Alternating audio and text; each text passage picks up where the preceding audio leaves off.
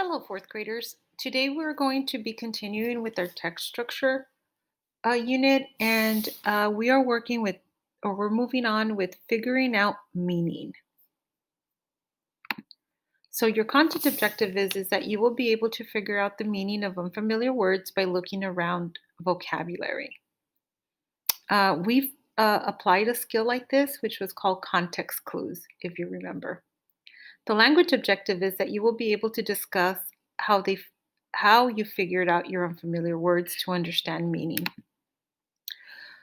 So, readers look in and around vocabulary words to help figure out meaning. Your job is to figure out the meaning of new vocabulary words. Today, I'm going to show you how readers look in and look around to help them figure out the meaning of words. Let's take a look at page 13 of your mentor text, Everything Weather. Watch how I figure out some of the new words. So, remember that you have a copy of your mentor text in Epic Books, and it's the National Geographic Kids Everything Weather.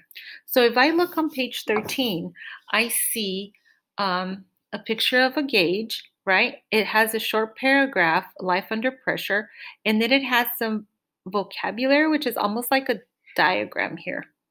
So it's telling me the different layers of the atmosphere of what's around us.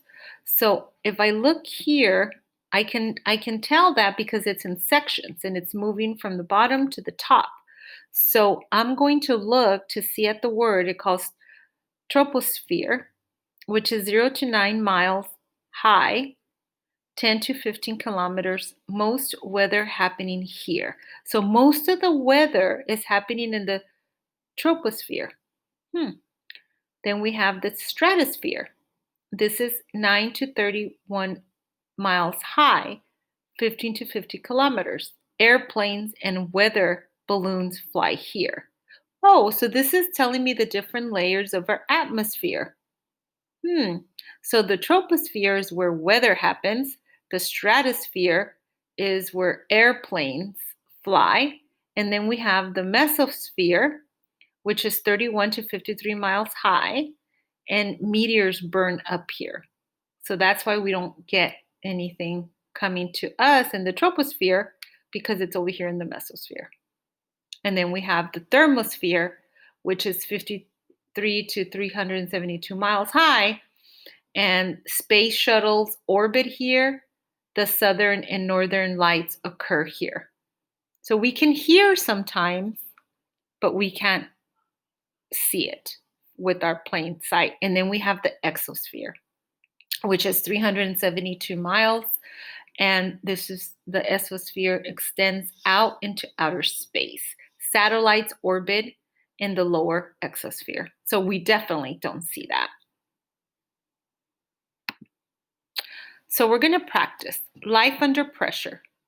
Feel that here on Earth, the air pressures against us with a force of about 15 pounds per square inch.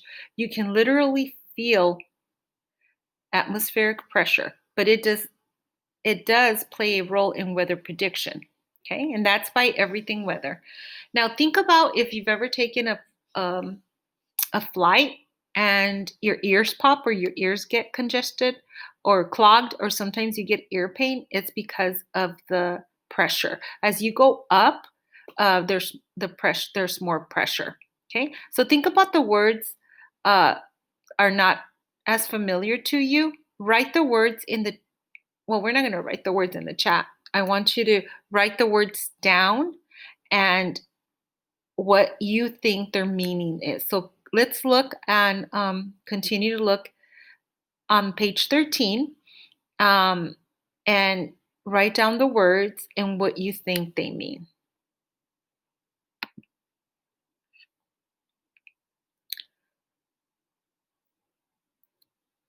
Another thing you may notice is that authors use figurative language, even in nonfiction. You might have to ask yourself what the author was really trying to tell you and if they are being literal or if it means something else. Figurative language is, for example, the author might sometimes say, if you're discussing weather, oh, it's raining cats and dogs. Now, does that literally mean that you go outside and there's cats and dogs falling out of the sky. It just means that it's raining hard. So sometimes we have to learn to distinguish between figurative language and literal language. So, what is figurative language? Figurative language is a word or phrase that does not have its normal, everyday, literal meaning. It is used by the writer for the sake of comparison or dramatic effect, like it's raining cats and dogs. Authors use similes, metaphors, hyperbole, and personification to make their stories more interesting. Types of figurative language. So we have similes. A simile uses the words like or as to compare one object or idea with another to suggest they are alike. Example, busy as a bee. Oh, Peyton is busy as a bee. That means she's on task and she's on work and she's busy and she's not wasting time. Metaphors. The metaphor states a fact or draws a verbal picture by the use of comparison. A metaphor makes a direct comparison. It says you are something. You are what you eat.